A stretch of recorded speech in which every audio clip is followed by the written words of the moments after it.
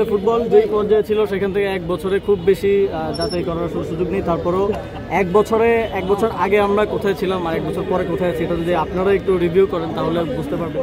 আমি মনে করি যে বাফুফে এবং যুব ক্রীড়া মন্ত্রণালয়ের সমন্বয়ের মাধ্যমে ফুটবলে আমরা 90s-এর যে ক্রেজ, আর্লি এই সেঞ্চুরির যে আর্লি টাইমের যে ক্রেজ, সেটা আমরা ফিরিয়ে আনতে সক্ষম হয়েছি।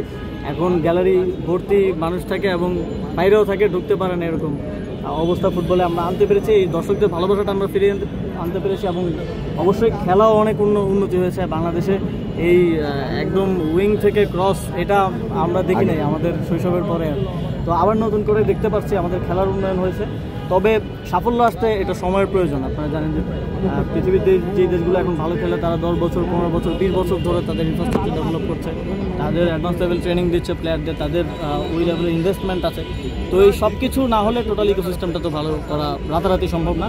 তবে এক বছরে যতটুকু বাফুফে করতে পেরেছে আমি মনে করি এটা তাদের সফলতা। আমরা আর্মি স্টেডিয়াম অথবা কমলাপুর স্টেডিয়ামে করার পরিকল্পনা করছি, কারণ এখানে আমাদের একই সাথে সেই সময়ই ভারতের সাথে ম্যাচ আছে এবং গানার সাথে ফুটবল ম্যাচ আছে। তো সেগুলো আমরা এই স্টেডিয়ামে করবো। আর্চারিটা আমরা অন্য কোনো ভেন্যুতে।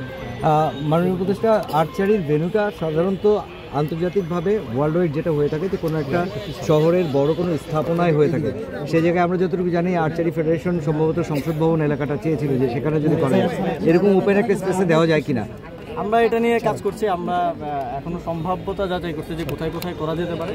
তো সেটা দেখে বেস্ট পসিবল জায়গাটাতেই আমরা করার চেষ্টা করবো, যেহেতু এখানে ফুটবল ম্যাচ হয়েছে যে কারণে আমরা এখানে করতে পারছি না, হলে এটাই বেস্ট প্লেস হতে হবে।